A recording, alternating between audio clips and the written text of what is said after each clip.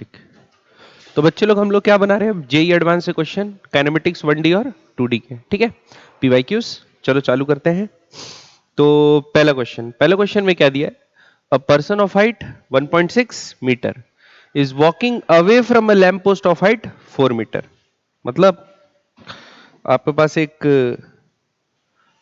Lamp post है जिसका height कितना है 4 मीटर, और उससे एक पर्सन है वो अवे वॉक कर रहा है, ठीक है, और ये सपोज ग्राउंड है, ठीक है। अब ये जो लैम्प पोस्ट है इसका हाइट कितना है 4 मीटर, और पर्सन जो वॉक कर रहा है उसका हाइट कितना है 1.6 मीटर, ठीक है। हमको ये बताना है कि the lamp post and the person are always perpendicular to the ground if the speed of the person is 60 centimetre per second. मतलब पर्सन क्या है 60 सेंटीमीटर पर सेकेंड से आगे बढ़ रहा है, तो हमको बताना है the speed of the tip of the person shadow on the ground with respect to the person क्या होगा। विथ रेस्पेक्ट टू ग्राउंड नहीं निकालना, विथ रेस्पेक्ट टू पर्सन। अब शैडो कैसे बनता है वो तो अपन जानते हैं बच्चे लोग। शैडो कैसे बनता है, सपोज ये लाइट का सोर्स है, ये यहां हेड पे पड़ेगा, तो ये वाली लाइट आर पार होगी यहां तक पहुंचेगी, तो यहां पर क्या बनेगा शैडो, ठीक। टिप ऑफ शैडो यहां पर होगा, इसके आगे वाला पार्ट में उजाला होगा, इधर पे शैडो होगा, ठीक है। अब हमको इसी टिप का वेलोसिटी निकालना है, ठीक। अब ऐसे क्वेश्चन में अपन क्या करेंगे, ऐसे टाइप का जब भी सवाल आए तो बच्चों ये क्वेश्चन रहता है क्या का, पोजीशन मार्क कर लो और डिफरेंशिएट करके देखो, ज्योमेट्री का सवाल रहता है। तो हम लोगों को क्या पता है, एक तो पर्सन जो चल रहा है उसका वेलोसिटी पता है, तो क्या करते हैं यहां से पर्सन का डिस्टेंस x1 मान लेते हैं, यहां से पर्सन का डिस्टेंस क्या मान लेते हैं x1, और यहां से उसकी जो शैडो है उसका डिस्टेंस क्या मान लेते हैं x2। क्योंकि लैम्प पोस्ट क्या फिक्स है तो इसको अपन ओरिजिन मान सकते हैं, तो यहां से इसका पोजीशन है x1 और यहां से इसका पोजीशन क्या है x2। अब अगर मैं इसको डिफरेंशिएट कर दूंगा तो dx1 by dt आपका वेलोसिटी आ जाएगा पर्सन का जो कि दिया हुआ है, और dx2 by dt किसका आ जाएगा शैडो का। तो x1 और x2 में अब क्या निकालना पड़ेगा एक रिलेशनशिप। उसके लिए देखो ये हाइट और ये हाइट दिया है, और ये बेस दिया है, ये कॉमन एंगल हो गया, और शैडो और वो हमेशा परपेंडिकुलर है बोला है, लैम्प पोस्ट आदमी और लैम्प पोस्ट तो दोनों क्या परपेंडिकुलर है, तो ये सिमिलर ट्रायंगल हो गया, दो एंगल इक्वल, ठीक। अब सिमिलर ट्रायंगल हो गया तो दोनों का जो हाइट का रेशियो होगा क्या होगा 1.6 बाय 4, ये किसके बराबर होगा, छोटे वाले का हाइट पहले लिया हो तो छोटे वाले का क्या है x2 माइनस x1, तो x2 माइनस x1 बाय बड़े वाले का कितना है x2, तो लिख देते हैं x2, ठीक। अब इसको इधर उधर ले जाते हैं तो इधर क्या आएगा 1.6 x2 बराबर 4x2 माइनस 4x1, x2 वाले को एक तरफ रखते हैं इसको एक तरफ रखते हैं, तो 4x1 बराबर क्या आ जाएगा कितना 2.4 x2, ये आ जाएगा, ये आ गया x1 और x2 में रिलेशनशिप। अब इसको क्या करते हैं एक बार डिफरेंशिएट कर देते हैं, तो क्या होगा डिफरेंशिएटिंग, तो डिफरेंशिएट करोगे तो क्या होगा 4 dx1 बराबर 2.4 dx2 होगा। अब दोनों को क्या करता हूं dt से डिवाइड कर देता हूं, dt dt और dt। अब 4 into D x one by D T क्या होगा, जिस रेट से आदमी चल रहा है जो कि कितना दिया है 60, तो क्या लिख लेते हैं 60, यूनिट सेंटीमीटर पर सेकंड ही छोड़ देते हैं क्योंकि हमको आंसर किस में पूछा है सेंटीमीटर पर सेकंड में पूछा है, तो उसी में छोड़ देते हैं, ठीक है। अब ये 60 आ गया, ये बराबर होगा 2.4 इंटू ये हो जाएगा वेलोसिटी टिप का, ठीक। लेकिन टिप की वेलोसिटी क्या है फिक्स्ड लैम्प पोस्ट या ग्राउंड के रेस्पेक्ट में, पर्सन के रेस्पेक्ट में नहीं है, वो बाद में निकालना पड़ेगा। अब इसको सॉल्व कर लो, तो 2.4 कितने टाइम जा रहा है 4 4 जा 4.6, फिर 6 100 जा, तो वीटी कितना आ गया 600 नहीं 100 आ गया ना, कितना आ गया 100 सेंटीमीटर पर सेकेंड, क्लियर है। तो ये आ गए, हमको चाहिए क्वेश्चन में velocity of tip with respect to person, तो क्या होगा velocity of tip minus velocity of person. Velocity of tip कितना है 100 माइनस वेलोसिटी ऑफ पर्सन कितना है 60, दोनों एक ही डायरेक्शन में, माइनस होगा कितना आ जाएगा 40 सेंटीमीटर पर सेकेंड, तो इसका आंसर क्या होगा 40। क्लियर है, समझ में पक्का, बढ़े आगे नेक्स्ट क्वेश्चन। अगला अगला क्वेश्चन है 2023 का, इसी साल का, पिछले साल का। अ slide with a frictionless curved surface, यानी फ्रिक्शनलेस कर्ड सरफेस एक स्लाइड है which becomes horizontal at its lower and, मतलब यहां पहुंचते तक हॉरिजॉन्टल हो जाती है। फिर a spherical ball of mass m is released on the slide from the rest at a height h from top of the terrace. The ball leaves the slide with velocity u0 x. हमको ये बताना है and falls on the ground at a distance d from the building, making an angle theta with the horizontal, है ना, theta बनाते हुए ये गिरेगी और फिर क्या हो जाती है, it bounces off with a velocity v and reaches a maximum height h1. The acceleration due to gravity कितनी है, g है, कोफिशिएंट ऑफ रेस्टिट्यूशन कितना दिया, 1/√3. मतलब ये जो कलीजन यहां पर हो रहा है वो परफेक्टली इलास्टिक नहीं है, इनइलास्टिक कलीजन है. Which of the following is are correct. तो हमको पहले तो निकालना है u0, ये निकाल लेते हैं. ठीक, तो बच्चों ये h हाइट ऊपर है, यहां से यहां गया, सरफेस फ्रिक्शनलेस है. ठीक, तो कंजर्वेशन ऑफ एनर्जी लगा सकते हैं. तो पोटेंशियल एनर्जी में कितना कमी आया, एम जी एच, वो पूरी की पूरी क्या में कन्वर्ट हो गई, half m u zero square. M से एम कट गया, यू जीरो बराबर क्या आएगा, √2gh. और डायरेक्शन क्या है, अलोंग एक्स एक्सिस, क्योंकि हॉरिजॉन्टल हो गया ये बोला ही है, तो एक्स के अलोंग ये क्या कर सकते हैं, आई कैप ले सकते हैं. तो पहला पार्ट का आंसर क्या होगा, 2gh. तो ये बात क्या है, सही है. ये बात क्या है, सही, फर्स्ट पार्ट का आंसर. ठीक है, दूसरा पार्ट हमको क्या बोला है, v है √2gh x minus Z, √2gh x minus Z, मतलब ये वाली वेलोसिटी यहां पे, ये v निकालना है टकराने के बाद वाली. ठीक है, चलो देखते हैं. और d/h1 भी निकालना है और थीटा भी निकालना है. देखते हैं पहले थीटा बीटा सब यहां पर निकाल लेते हैं. अब देखो ये यहां से कितना हाइट नीचे आना है, 3h हाइट नीचे आना है. ठीक, वेलोसिटी पूरी हॉरिजॉन्टल है, तो ये तो हॉरिजॉन्टल प्रोजेक्टाइल हो गया, है कि नहीं. तो जितना नीचे तक आने में समय लगेगा उतने देर तक एक्सेलरेशन तो कुछ रहता नहीं है, तो u0 वेलोसिटी से उतने टाइम तक ये आगे जाएगा. अब देखते हैं इसको नीचे आने में कितना समय लगेगा. ठीक है, तो समय निकालने के लिए क्या करते हैं, है ना, s बराबर ut plus half eighty square. तो 3h बराबर वर्टिकल डायरेक्शन में वेलोसिटी क्या है, इनिशियल 0, तो सीधा क्या करेंगे, हाफ g टी स्क्वायर. तो ये क्या आ जाएगा, 6h बाय जी का अंडर रूट, ये आ जाएगा टी का वैल्यू. समझ में, इतने टाइम तक ये नीचे गिरेगा. अब इतने टाइम तक ये नीचे गिरेगा तो इसका जो डिस्टेंस ट्रेवल करेगा हॉरिजॉन्टल डायरेक्शन में वो कितना ट्रेवल करेगा, हॉरिजॉन्टल डायरेक्शन में तो कोई एक्सेलरेशन नहीं है, तो कितना है 2gh इंटू ये. तो क्या करते हैं, डिस्टेंस बराबर स्पीड इंटू टाइम, तो under root 2gh into t, t का वैल्यू कितना है, अंडर रूट 6h बाय जी.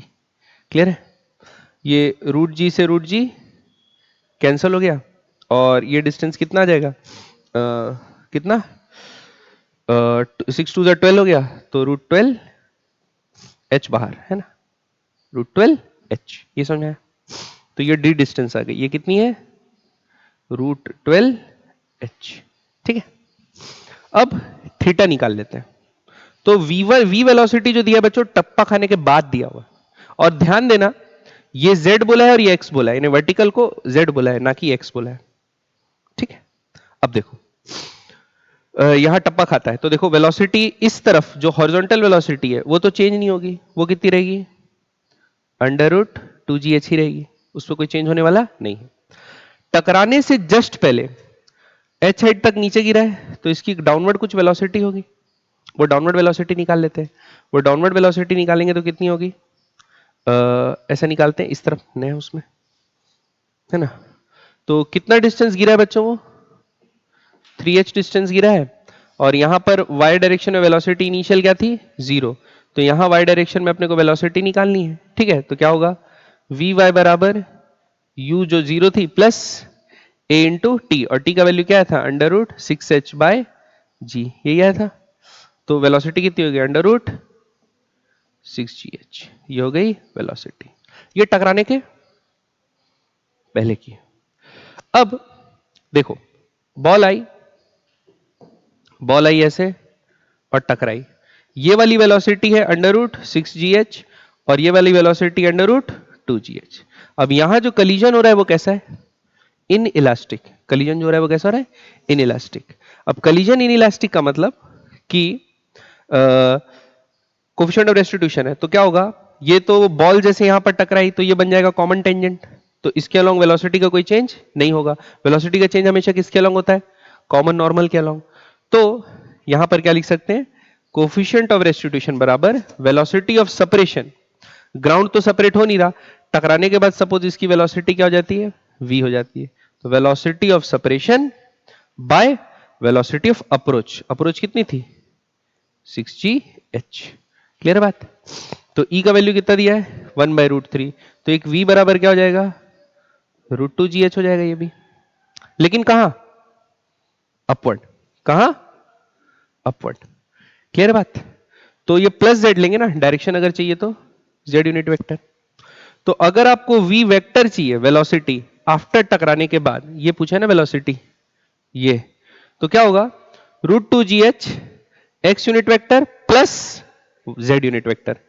तो यहां पर क्या दे दिया है x यूनिट वेक्टर माइनस, तो ये बात क्या है, गलत है, क्लियर है। अच्छा, थीटा एंगल कब का पूछा है, टकराने के बाद का नहीं, टकराने के पहले का पूछा है, तो वो भी निकाल लेते हैं। तो देखो तो ये समझ में आ गया, वेलोसिटी क्या होगी √2gh x unit vector plus z unit vector, ठीक है। अब हमको एंगल भी निकालना है, एंगल कब निकालना है लेकिन, टकराने से जस्ट पहले। तो tan थीटा बराबर क्या होगा vy बाय vx, vy कितनी थी √6gh, vx कितना था √2gh, तो कितना आएगा √3, तो थीटा बराबर क्या होगा tan इनवर्स √3, तो कितना आ जाएगा 60 डिग्री। तो क्या ये बात सही है, तो ये बात सही है, ठीक है। अब h1 ये टकराने के बाद मैक्सिमम हाइट कितना गया, तो बच्चों देखो टकराने के बाद ये √2gh था, ये भी क्या हो गया √2gh, ठीक। हाइट कितना तक जाता है, जब तक वर्टिकल कंपोनेंट 0 ना हो जाए, या वैसा ना निकालना चाहो तो भी आप मैग्नीट्यूड निकाल सकते हो वेलोसिटी का, एंगल ऑफ प्रोजेक्शन निकाल सकते हो, फिर डायरेक्ट फॉर्मूला यूज कर लो, लेकिन उससे थोड़ा लेंदी पड़ेगा। तो हम लोग डायरेक्ट क्या करते हैं, वर्टिकल वेलोसिटी तो हमको पता है कितना डिस्प्लेस करके 0 हो जाएगा वो निकाल लेते हैं, ठीक है। तो क्या करते हैं, सपोज ये मैक्सिमम हाइट कितना जा रहा है h1, तो और वेलोसिटी कितनी है वर्टिकल √2gh, तो s बराबर नहीं, ये वाला यूज नहीं करते, v square is equal to u square plus 2s इस्तेमाल करते हैं। तो फाइनल वेलोसिटी का स्क्वायर बराबर यू स्क्वायर प्लस 2as।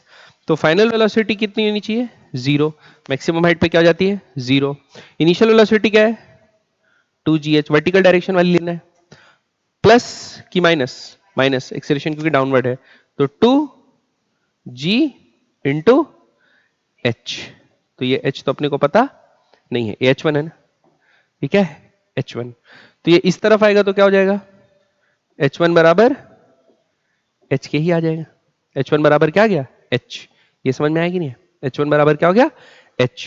तो हमको किसका वैल्यू चाहिए था d बाय h1, हमको चाहिए था क्या d बाय h1, तो d बाय h1 चाहिए, तो d का वैल्यू कितना आया था √12h, और इसका वैल्यू क्या था h, तो h से h कैंसिल, √12 कितना होता है बच्चों 2√3 लिख सकते हैं, तो ये बात सही है। तो सही क्या है A, C और D, समझ में पक्का।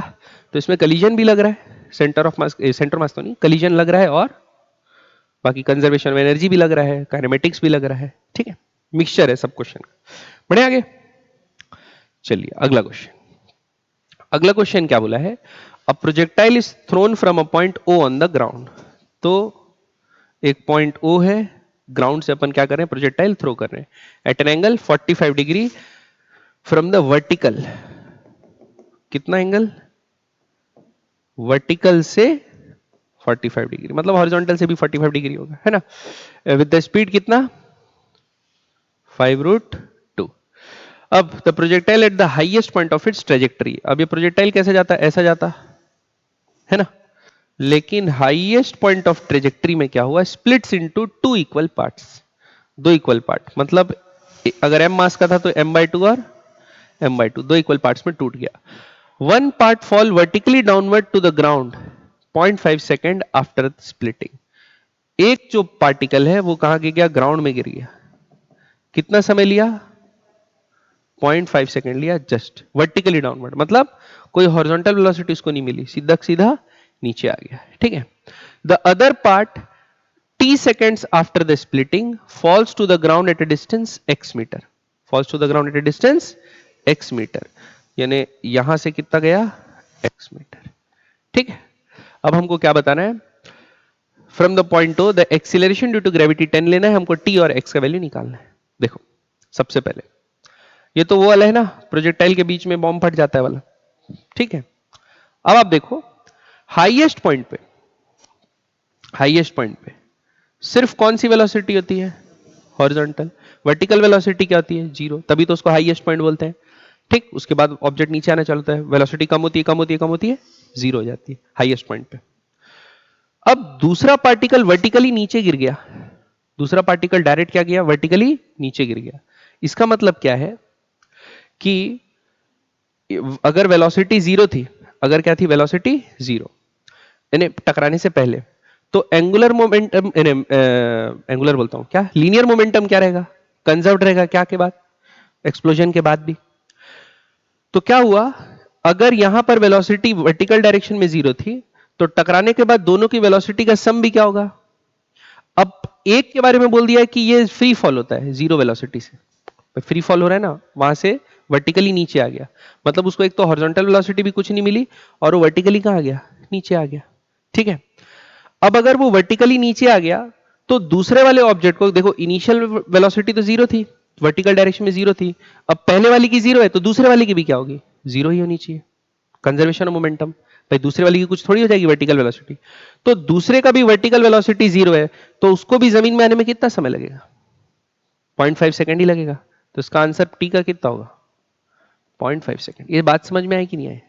देखो एक्सप्लोजन से जस्ट पहले वर्टिकल वेलोसिटी क्या थी, जीरो, एक्सप्लोजन के बाद पहले वाले को क्या मिली, फ्री फॉल हुआ, वर्टिकली डाउनवर्ड गिरा, मतलब वर्टिकल वेलोसिटी जीरो मिली, तो दूसरे वाले को भी आ रही बात समझ में। अब ये टूटने के बाद, टूटने के बाद इसकी खाली कौन सी वेलोसिटी होगी, हॉरिजॉन्टल वेलोसिटी। अब वो निकालते हैं। ठीक, तो देखो कंजर्वेशन ऑफ मोमेंटम लगाते हैं हॉरिजॉन्टल डायरेक्शन में, conservation of momentum horizontal axis में लगाते हैं। तो देखो हॉरिजॉन्टल एक्सिस में क्या होगा, टूटने से पहले पूरा का पूरा m मास था और वेलोसिटी कितनी थी, v sin 45, तो कितनी होगी, 5 होगी, v sin 45 पक्का। अब दूसरा तो फ्री फॉल हुआ, तो उसकी ना हॉरिजॉन्टल थी ना वर्टिकल, तो दूसरे वाली की m/2 की क्या थी, जीरो। अब बचे हुए m/2 की क्या होगी vx में, अपन को नहीं पता। ठीक, तो ये वाला टर्म तो जीरो हो गया, m से m कट गया, vx डैश कितना हो गया, 10 मीटर पर सेकेंड। मतलब जो दूसरा पार्ट था उसको कितनी हॉरिजॉन्टल वेलोसिटी मिली, 10 मीटर पर सेकेंड। अब 0.5 सेकेंड में वो नीचे आ गया, तो 0.5 सेकेंड तक यहां से वो आगे डिस्टेंस भी ट्रेवल किया होगा, इसको बोल देता हूं x डैश। ठीक, x डैश, तो ये x डैश कितना होगा, vx डैश इंटू 0.5, कितना 0.5 इंटू vx डैश 5, तो कितना होगा 5 मीटर। तो याद रखना ये डिस्टेंस कितनी आई है, 5 मीटर, लेकिन हमको x कहां से पूछा है, ओ से। ठीक, तो हमको क्या करना पड़ेगा, यहां से यहां, पहले जब पूरा प्रोजेक्टाइल जा रहा था उसके रेंज का क्या निकालना पड़ेगा, आधा। अब रेंज का फॉर्मूला क्या होता है, टू तो नहीं होता, u square sine 2 theta upon g।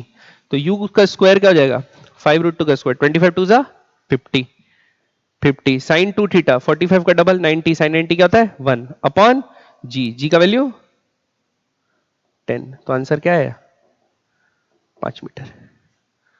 कुछ तो गड़बड़ है दया, है ना। तो इसका आंसर चेक करो, 10 आ रहा है क्या, मेरे ख्याल से 7.5 आता है ना। अच्छा हाँ, सॉरी उल्टा चीज, ठीक ठीक, कितना है, 5 मीटर। 5 मीटर क्या है, तो पूरा रेंज होता, अपने को क्या लेना है, रेंज का आधा। रेंज का आधा क्या होगा, 2.5, तो रेंज का r/2 क्या होगा, 5/2। ठीक है, 5/2 मीटर। तो अपने को जो एक्चुअल x चाहिए था वो क्या होगा, ये वाला 5 प्लस 2.5, तो कितना होगा 7.5 मीटर। क्लियर है बात? समझ में आई बात? पक्का? बढ़े आगे बच्चे लोग। चलिए नेक्स्ट, अगला क्वेश्चन क्या बोला है? A particle of mass m is moving in xy plane, xy plane में मूव कर रहा है, 2D motion, such that its velocity at any point at a point xy is given as, ये है वेलोसिटी का इक्वेशन दिया है, क्या दिया है? Alpha y x unit vector plus 2x y unit vector, ठीक, where alpha is a non zero constant. What is the force acting on the particle? What is the force acting on the particle? तो बच्चों ये velocity दिया है, हमको क्या निकालना है? फोर्स निकालना है, एक्सीलरेशन निकालना है. तो क्या करते हैं, एक बार इसको डिफरेंशिएट कर देते हैं. हमारा मन कि हम क्या किए, इसको डिफरेंशिएट. v का क्या होगा? dv. अल्फा क्या है? अल्फा. y का क्या होगा? dy. x यूनिट वेक्टर का तो कोई डिफरेंशिएशन नहीं, प्लस 2dx, इसको क्या लेंगे? सॉरी क्या लिख रहा हूं मैं, 2dx y यूनिट वेक्टर, ये समझ में है? अब इसको क्या करते हैं? dt. इसको क्या करते हैं? dt. इसको क्या करते हैं? dt. तो dv बाई dt क्या होता है? एक्सेलरेशन. बराबर क्या आएगा? अल्फा. dy बाई dt क्या होगा? vy. vy x unit vector plus 2 vx y unit vector. क्या बोल रहे हो? dy बाई dt वेलोसिटी होती है ना, ठीक है,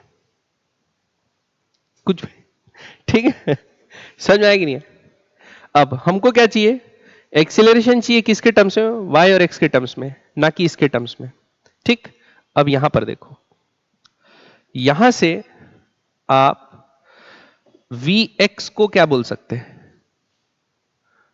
अल्फा y, ऐसा बोल सकते हैं. vx को क्या बोल सकते हैं? अल्फा y, देख रहे हो?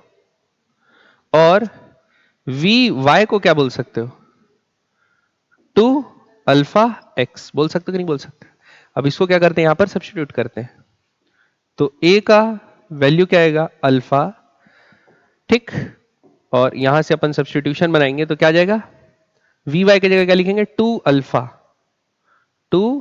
Alpha x unit vector plus 2 पहले से आया, vx की जगह क्या लिखेंगे?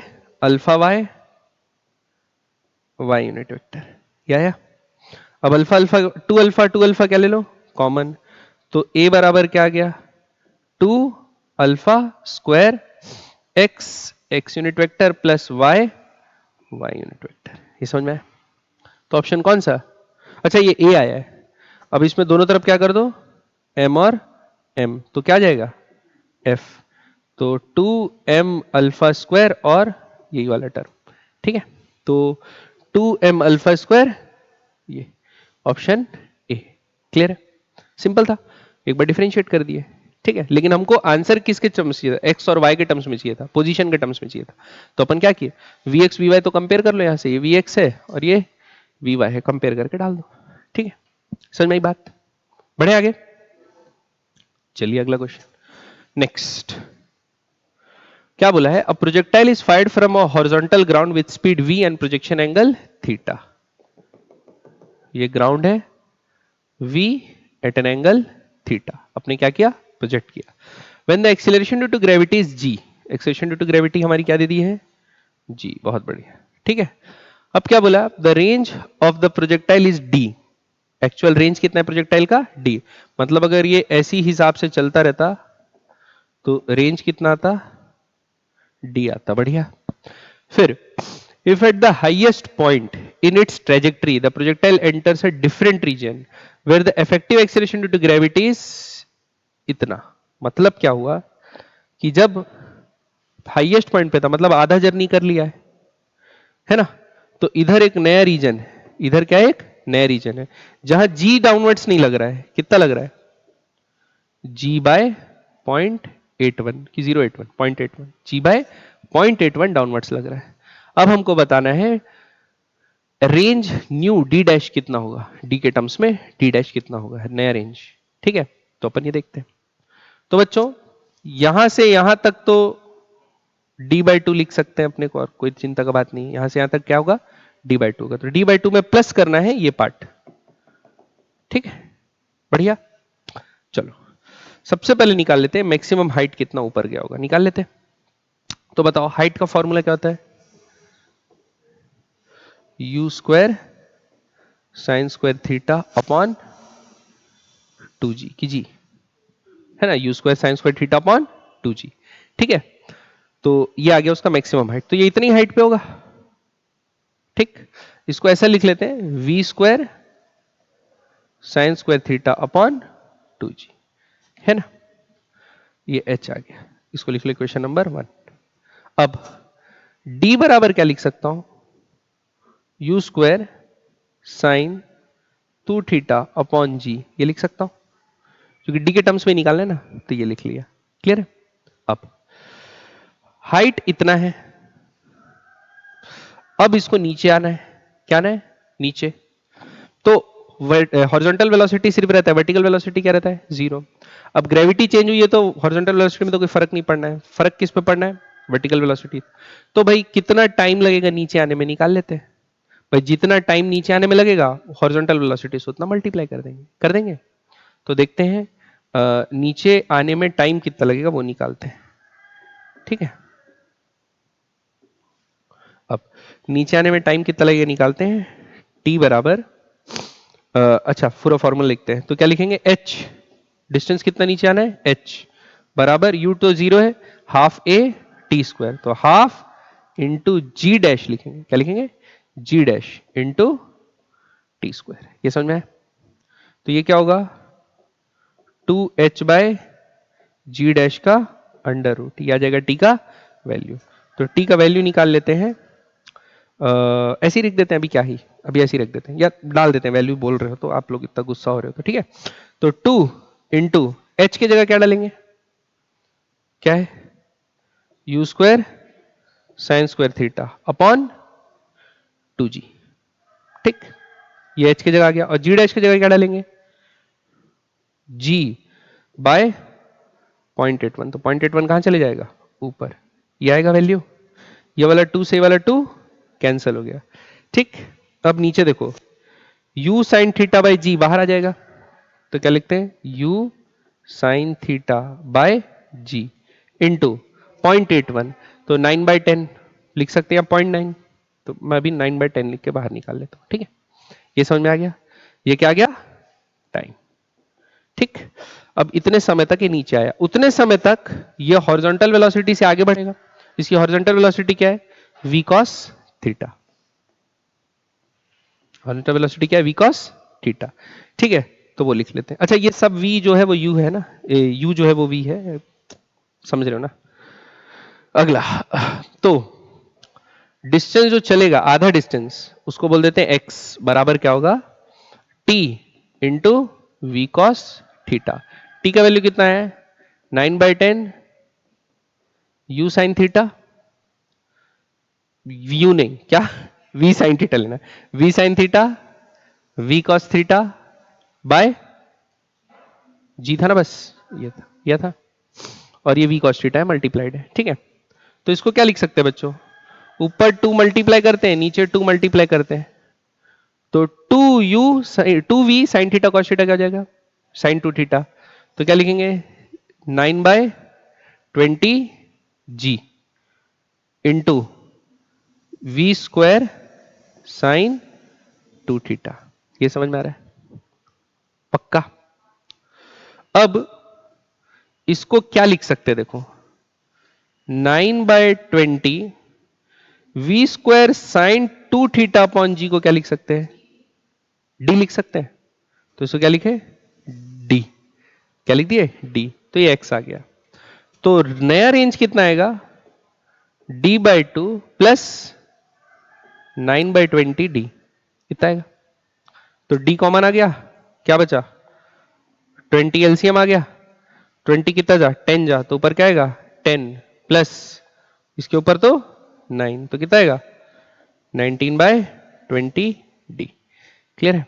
तो इसको सॉल्व कर लेंगे, 0.9 समथिंग आएगा आंसर। क्लियर बात। पक्का? समझ में आया कि नहीं है बच्चों? तो इनका वैल्यू क्या होगा? 0.9 समथिंग, ठीक है, 979895, ये लो 95, खुश, क्लियर? समझ में आया बच्चों बात? पक्का? बढ़े आगे,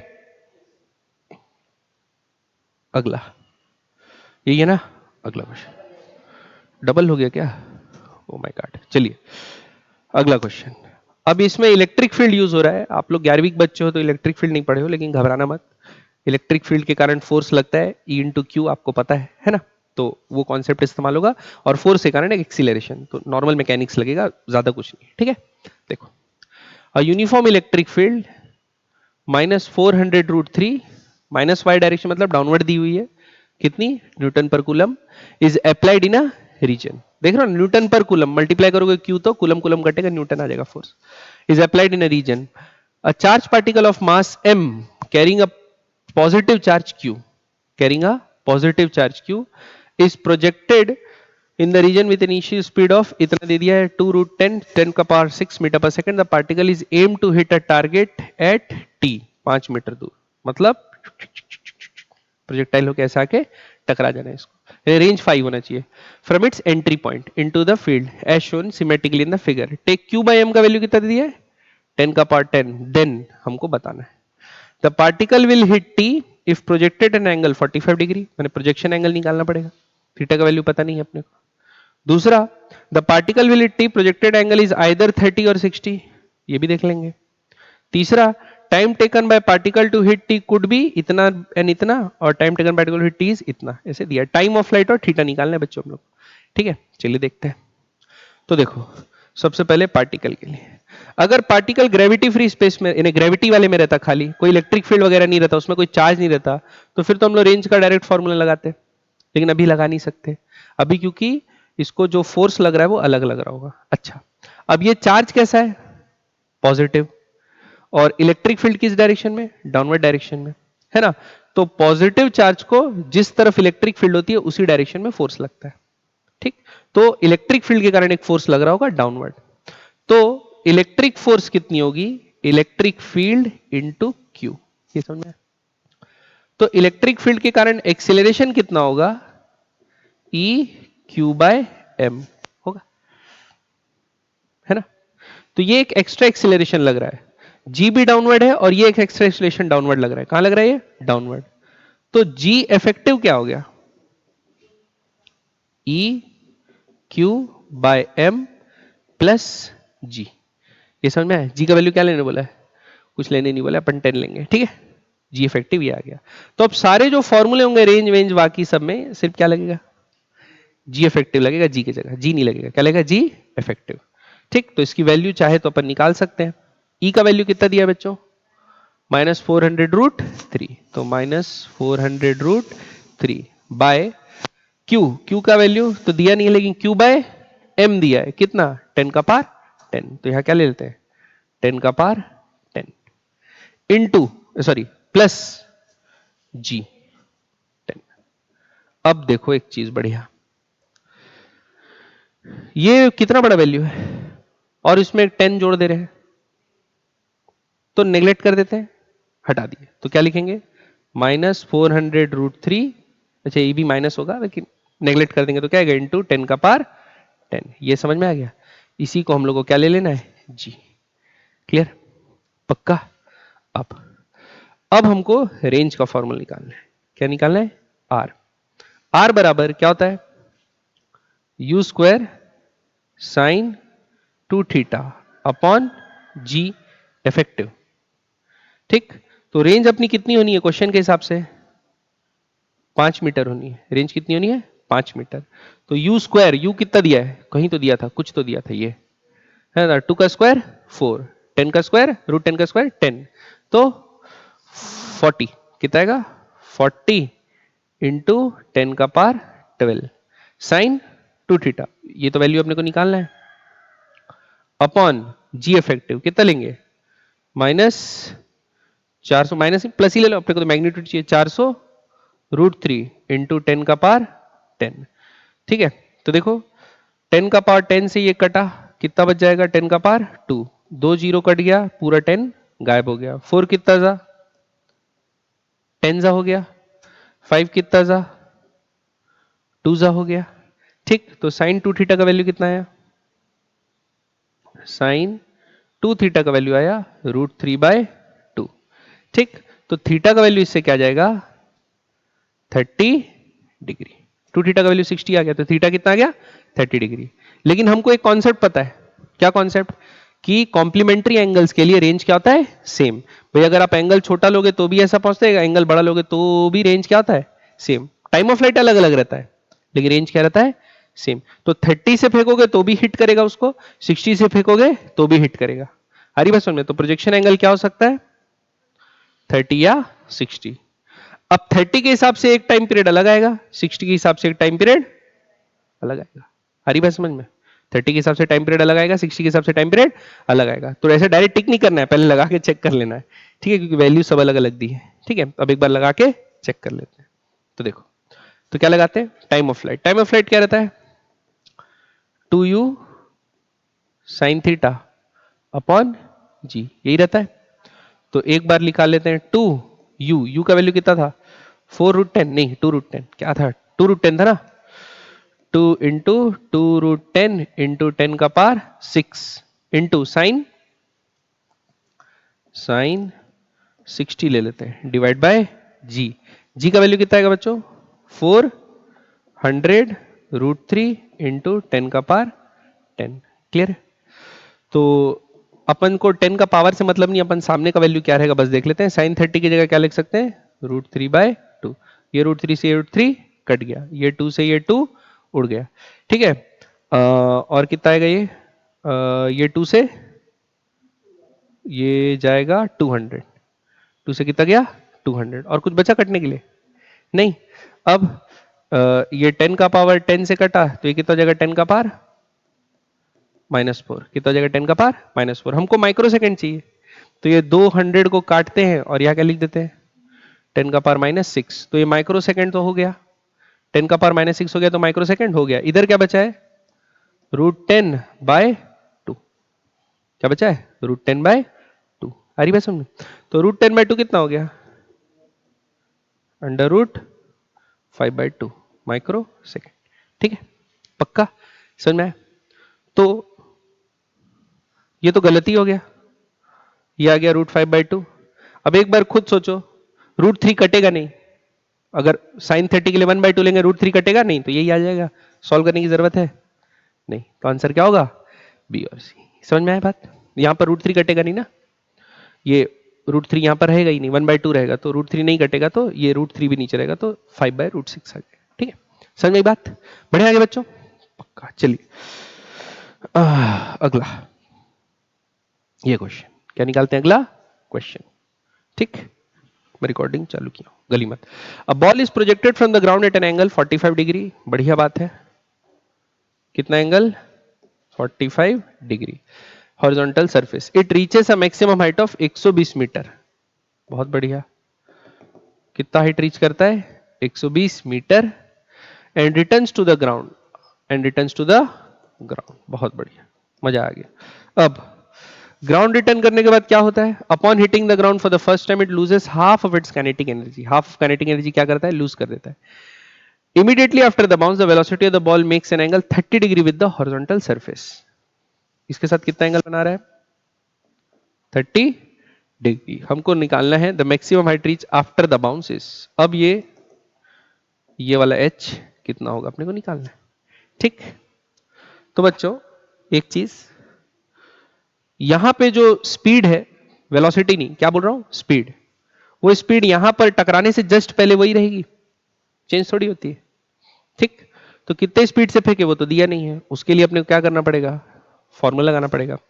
तो हाइट का फॉर्मूला क्या होता है, u² sin² theta upon 2g, ये होता है। u का वैल्यू कितना है नहीं पता है ना, तो h का वैल्यू तो अपने को पता है। हाइट कितनी दी है, 120 बराबर u² into sin² theta, sin theta 45, तो क्या जाएगा 1/2 और 2 इंटू 10। ठीक है, तो u² का वैल्यू कितना आएगा, 120 इंटू 40, आएगा 120 इंटू 40, 12 चौक कितना 4800। तो ये किसका वैल्यू आ गया यू स्क्वायर। हमको यू स्क्वायर की वैल्यू चाहिए क्योंकि काइनेटिक एनर्जी निकालना है। अब बाउंस हुआ, half of its kinetic energy lose कर गया। ये समझ में आ गया ना, इनिशियल जो स्पीड होगा फाइनल भी वही स्पीड रहता है। ठीक है, तो देखो, तो हाफ एम यू स्क्वायर का क्या कर दें बच्चों, आधा। तो ये क्या आ जाएगा, हाफ एम नया वेलोसिटी का स्क्वायर। ठीक, हाफ एम तो कट गिस, यू स्क्वायर का वैल्यू कितना है 4800। कितना है 4800, उसका आधा कर दोगे तो कितना आएगा 2400। तो यहां से हमको वी स्क्वायर का वैल्यू मिल गया कितना 2400 जो भी है। ठीक है, मीटर पर सेकंड का होल स्क्वायर। ठीक है 2400, ये समझ में आया। अब हमको क्या निकालना है, एंगल अब कितना बना रहा है 30 डिग्री, और अब क्या निकालना है मैक्सिमम हाइट। तो निकाल लेते हैं बच्चों। अब नया जो एच डैश होगा वो क्या होगा v square sine 2 theta upon sorry sine square theta upon 2g। तो वी स्क्वायर कितना है 2400 साइन 30। अब साइन 30 कितना होता है 1/2, 1/2 का स्क्वायर 1/4 इंटू 2 इंटू 10। ठीक, 0 से 0 कट गया, 4 60 2 30 तो हाइट कितना आ गया बच्चों 30 मीटर। तो ये कितना जाएगा 30 मीटर। क्लियर, पक्का समझ में आएगी नहीं, आगे बढ़े। अगला क्वेश्चन, अगला बच्चों ये, तो ये क्वेश्चन में क्या है ना, ये क्वेश्चन पूरा थ्योरेटिकल है बच्चों, बढ़िया अच्छा क्वेश्चन है ना, है न्यूमेरिकल सॉल्व करना है ऐसा नहीं, लेकिन ये कॉन्सेप्ट अच्छे से पता है तो ही बनेगा बच्चों, है ना। देखो, airplane A and B are flying with constant velocity in same vertical plane at an angle 30 degree and 60 degree. ये 30 से 60 से प्लेन ए और प्लेन बी मूव करने हैं with respect to the horizontal as shown in figure. The speed of A is कितना दे दिया इसका स्पीड 100√3। बहुत बढ़िया। At time t equal to 0 an observer in A finds B at a distance of 500 metre. ठीक, तो हम लोग क्या करते हैं, ए पे एक ऑब्जर्वर को बना लेते हैं। तो बी जो है ए पे ऑब्जर्वर है, बी को देख रहा है, वो कितने दूर बोल रहा है 500 मीटर दूर है। कितने दूर है 500 मीटर दूर है। फिर this observer sees B moving with a constant velocity perpendicular to the line of motion of A. मतलब ये सपोज अगर प्लेन यहां ऐसे जा रहा था और 500 मीटर दूर प्लेन बी जा रहा था, तो ए को क्या लग रहा है कि ये जो है हमसे कैसा चल रहा है परपेंडिकुलर चल रहा है। क्या चल रहा है परपेंडिकुलर। इसका मतलब यह है कि जो velocity of B with respect to A है, velocity of B with respect to A है, वो दोनों की जो velocity of B with respect to A क्या होगा velocity of B minus velocity of A, यही तो होगा।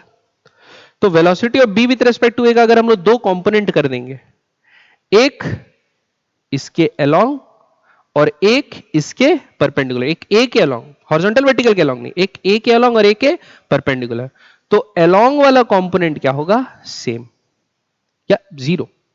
क्या होगा जीरो, क्योंकि उसको परपेंडिकुलर आते हुए दिख रहा है तो वो क्या होगा जीरो, और परपेंडिकुलर दिख रहा है उसको आते हुए तो दिख रहा है, उसमें हम लोग कुछ थोड़ी बोल सकते हैं। ठीक, दूसरा फिर perpendicular line of motion A, if at t equal to t0 A just escapes being hit by b। मतलब ए जस्ट एस्केप हो रहा है बी के, तो हमको बताना है टाइम कितना होगा t0 सेकंड्स में कितना होगा। क्लियर है बात। तो हम क्या करते हैं बच्चों, यहां पर ना ए की वेलोसिटी ड्रॉ कर लेते हैं। ए ऐसा है, हॉरिजॉन्टल से कितना एंगल बना रहा था 30, तो ए और बी के बीच में भी एंगल कितना होगा 30। ठीक, क्या होगा 30। अब आप सोचो जो velocity of B with respect to A है वो निकाल लेते हैं। Velocity of B with respect to A, उसका जो velocity of B with respect to A आएगा वो खाली कौन से कंपोनेंट के अलोंग आएगा परपेंडिकुलर आएगा। क्या आएगा परपेंडिकुलर।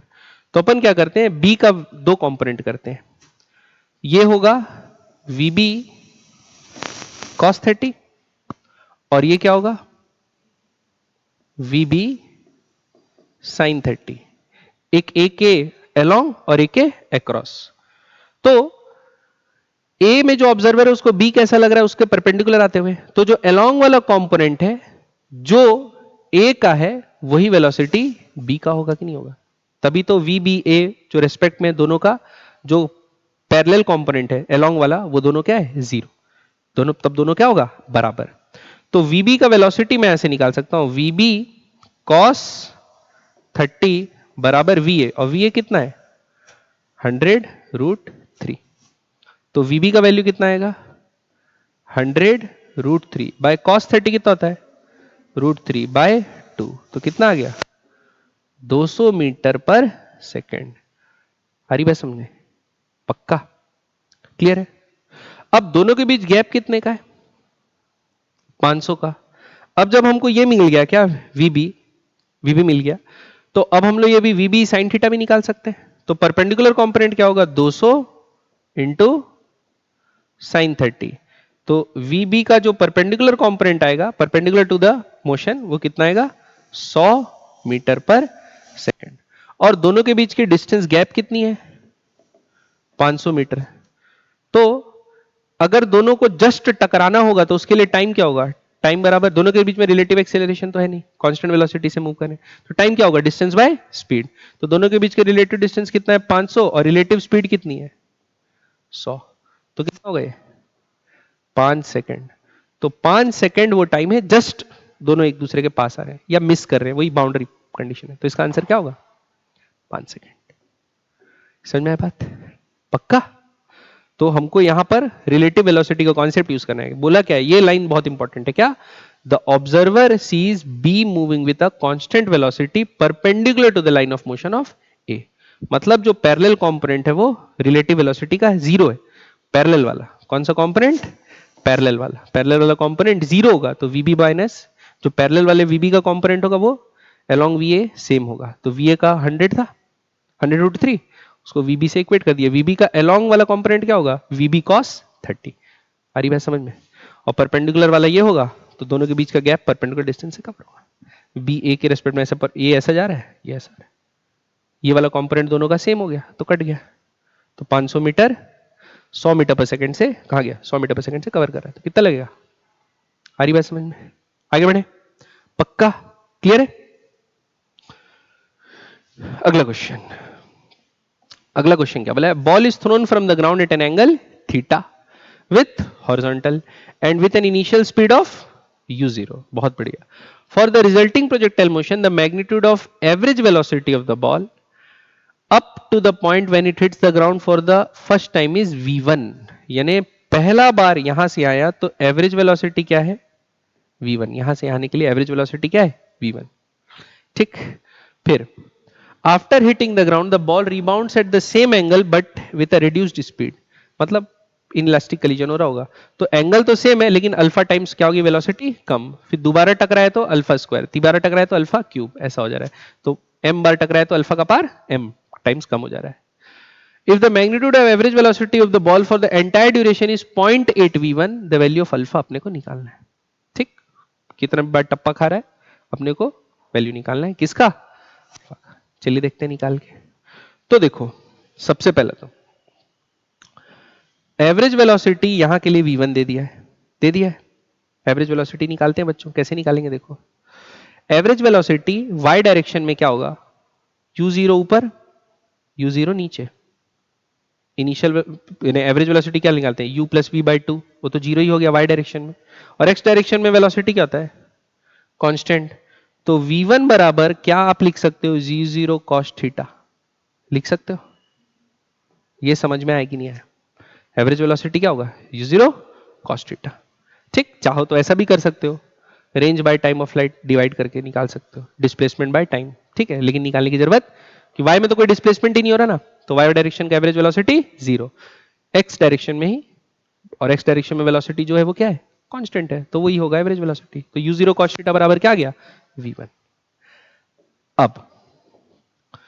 अब क्या करेंगे? हमको बोला है average velocity for the entire journey कितना है? 0.8 v1। तो 0.8 v1 बराबर क्या होगा? Total displacement by total time. यहां वर्टिकल मोशन तो हो नहीं रहा है, सिर्फ कौन सा मोशन हो रहा है?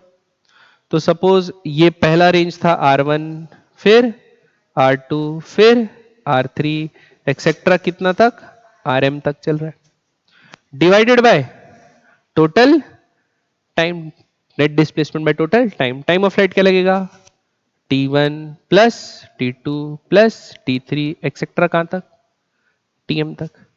अब वैल्यू लिख लेते हैं, 0.8 V1 और V1 की जगह ये लिख सकता हूं, काटने पीटने का काम आएगा। R1 की जगह लिखता हूं, क्या लिखता हूं पहले, R1 रेंज क्या होता है, U square sine 2 theta upon G। लेकिन मैं वो वाला फॉर्मूला यूज नहीं कर रहा, मैं ये लिख रहा हूं, देखो 2U 0, शुरू में वेलोसिटी 0 था, 2U 0 sine theta U0 cos theta upon G। कुछ गलत लिख रहा हूं क्या, समझ में आई बात, प्लस R2 क्या लिखूंगा, 2 U0 by alpha sine theta U0 by alpha cos theta by G। ये ऐसे ही चलता जाएगा, बोर्ड खत्म हो गया इसलिए नहीं लिख रहा हूं, ठीक है, ऐसे चलता जाएगा। अब इसको डिवाइड करते हैं, टाइम ऑफ फ्लाइट लिखते हैं, तो पहला टाइम ऑफ फ्लाइट क्या होगा, 2U sine theta upon G। तो 2U0 sign theta upon G plus 2U0 by alpha sign theta bye G, फिर वही अल्फा स्क्वायर वायर चलता जाएगा। क्लियर है, पक्का, यहां तक समझ में आया। अब इसको आगे बढ़ाते हैं, अब देखो ऊपर देखो, U0 cos थीटा क्या कॉमन आ रहा है, 2U0 का स्क्वायर, अल्फा को छोड़ दो बस और वो छोड़ दो, तो 2U0 sine theta U0 cos theta by G। ये बाहर आ रहा है कि नहीं बाहर आ रहा है, अपन क्या ले लेते हैं इसको बाहर, ठीक है। तो देखो क्या बचेगा ऊपर, तो ऐसे लिखेंगे देखो 0.8 V1 बराबर 2U0 square sine theta cos theta by G। ऐसा बचा, पहले टर्म में क्या बचेगा 1, दूसरे टर्म में क्या बचेगा 1 बाय अल्फा स्क्वायर, तीसरे टर्म में 1 बाय अल्फा क्यूब। ऐसा बचेगा कि नहीं बचेगा, तो यहां लिखते हैं 1 by alpha square 1 by alpha cube, 4 sorry 4, alpha square दोनों में बचेगा, तो क्या बचेगा अल्फा 4 सॉरी, ठीक है, ये चलेगा एक्सेट्रा। नीचे नीचे भी कॉमन कॉमन निकालते हैं, तो देखो यहां से क्या निकलेगा, 2U0 sine theta by G बाहर निकल जाएगा, तो क्या निकालते हैं, मर गए, कहां चले गए अपन, हाँ, तो 2U0 sign theta upon G, इधर क्या चल रहा है 1 plus 1 by alpha plus 1 by alpha square, ये चलेगा, यही चलेगा ना, यह 1 या 1 बाई अल्फा, क्योंकि U0 एक ही बार है, 1 by alpha square alpha cube, ऐसा चलेगा। बढ़िया, मजा आ गया, अरे हाँ ये ठीक है, 2U0 G sign theta cut गया, साइन थीटा G 2, एक U0 कट गया।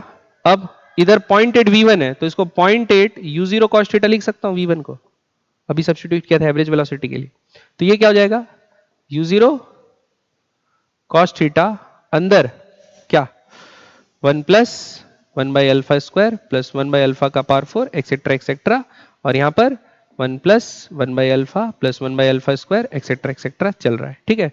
U0 cos थीटा से U0 cos थीटा भी कट गया, तो इधर क्या आ गया 0.8। बच्चों ये क्या है, एपी जीपी एचपी, जीपी है, ये दोनों को डिवाइड करोगे तो 1 बाय अल्फा स्क्वायर आएगा, ये दोनों को डिवाइड करोगे तो 1 बाय अल्फा स्क्वायर आएगा, तो ये क्या है जीपी। जीपी में इनफाइनाइट टर्म्स का फॉर्मूला क्या रहता है, ए बाय 1 माइनस आर, क्या रहता है a by sum to infinite terms of H क्या GP, a by 1 minus r. A होता है फर्स्ट टर्म, आर क्या होता है कॉमन रेशियो, डिफरेंस नहीं कॉमन रेशियो। तो फर्स्ट टर्म क्या है यहां 1 बाय 1 माइनस आर, आर क्या है 1 by alpha square divided by, नीचे क्या है फर्स्ट टर्म क्या है 1 और कॉमन डिफरेंस क्या है 1 बाय अल्फा, तो 1 माइनस 1 बाय अल्फा। ये समझ में आया कि नहीं आया, ठीक। अब इसको क्या कर लेते हैं सॉल्व कर लेते हैं, ठीक है। तो यहां एलसीएम लोगे तो क्या आएगा, alpha square minus one by alpha square क्या आएगा, alpha square by alpha square minus one, या और ये इंटू कर देते हैं, ये क्या होगा, अल्फा इसमें नीचे आ जाएगा और इधर क्या आएगा, अल्फा माइनस वन। ये समझ में आया, ये बराबर किसके आ रहा है, 0.8, एक अल्फा से एक अल्फा कट गया, इसको क्या बोल सकते हैं, a plus b a minus b, तो अल्फा प्लस वन लिखो और ये कट गया, तो क्या गया, 1 बाय अल्फा प्लस वन बराबर 0.8, कहां पर है, हाँ एक अल्फा भी ऊपर, alpha by alpha plus one 0.8 आया, तो अल्फा बराबर 0.8 अल्फा प्लस 0.8, ये इधर आएगा तो कितना हो जाएगा, 0.2 अल्फा बराबर 0.8, तो अल्फा बराबर 4, ठीक है, तो अल्फा का वैल्यू क्या आएगा 4, समझ में पक्का। तो इसमें ये जीपी का सम लग रहा है बच्चों, मैथ्स मैथमेटिक्स, तो घबराइएगा नहीं, ठीक है, बस की सिंपल है। बढ़े आगे, अगला क्वेश्चन, अगला, अ train is moving along a straight line, ठीक, तो बच्चों एक चुक चुक ट्रेन है और कैसे चल रही है, स्ट्रेट लाइन में चल रही है, ये ट्रेन है भाई, ये स्ट्रेट लाइन में चल रही है। अब with a constant acceleration a, मतलब ये ट्रेन का एक्सीलरेशन कितना है, a है। A boy standing in the train throws a ball forward with a speed of 10 meter per second at an angle 60 degree, मतलब जो लड़का था ना यहां पर फेंका कितने से, 60 डिग्री से, स्पीड 10 मीटर पर सेकंड से फेंका। अब सपोज ये फेंका, तब ये ग्राउंड का ये पॉइंट था, ग्राउंड का ये पॉइंट था, ऐसा ले लेते, जैसे ये छोड़ दिया, फिर ट्रेन तो आगे जा रही है, तो ये जो बच्चा है वो भी आगे जाएगा कि नहीं जाएगा, बच्चा भी आगे जाएगा। दूसरा, the boy has to move forward by 1.15 metre inside the train to catch the ball back, 1.5 metre inside the train to catch the ball back at initial height, the acceleration of the train is, अभी बाहर को भूल जाओ, अब एक बार जब वो छोड़ दिया है, एक बार जब हाथ से छूट गया, ट्रेन से छूट गया, तो सिर्फ ट्रेन के साथ मोशन कौन कर रहा है, बॉल, बॉय नहीं कर रहा है, सॉरी बॉय, बॉल नहीं कर रहा है, तो बॉल का तो प्रोजेक्टाइल मोशन हो रहा है, तो बॉल का क्या निकाल लाते हैं, रेंज, और रेंज किसके रेस्पेक्ट में आएगा, ग्राउंड के रेस्पेक्ट में, क्योंकि खाली under the influence of gravity चल रहा है, तो range with respect to ground क्या आएगा, u square sine two theta upon g, तो यू स्क्वायर कितना है 100 इंटू साइन टू थीटा, तो इसका डबल 60 का डबल 120 साइन 120 √3/2, सेकंड क्वाड्रेंट में पॉजिटिव, तो स्क्वायर नहीं 2 थीटा ही है बस, √3/2 you square sine 2 theta upon जी, जी का वैल्यू 10, 10 10 कट गया, कितना है बच्चों 5√3 मीटर, ये रेंज है विद रिस्पेक्ट टू ग्राउंड, तो ग्राउंड के रेस्पेक्ट में प्रोजेक्टाइल का रेंज ये आया है, ठीक। अब बच्चे को रिलेटिव टू ट्रेन कितना दौड़ना पड़ा, बच्चा रिलेटिव टू ट्रेन दौड़ा है कितना 1.15 मीटर, तो भाई क्या रेंज के बराबर ही दौड़ दिया, नहीं ना, कुछ तो ट्रेन आगे ले गया होगा उसको, कुछ तो क्या ले गया होगा, ट्रेन। अब बच्चों जब भी हम लोग कोई चीज को फेंकते हैं ना, जब भी हम लोग किसी चीज को फेंकते हैं, तो इनिशियल वेलोसिटी जो होता है जैसे ही जस्ट फेंकने के बाद सेम हो जाता है, ठीक।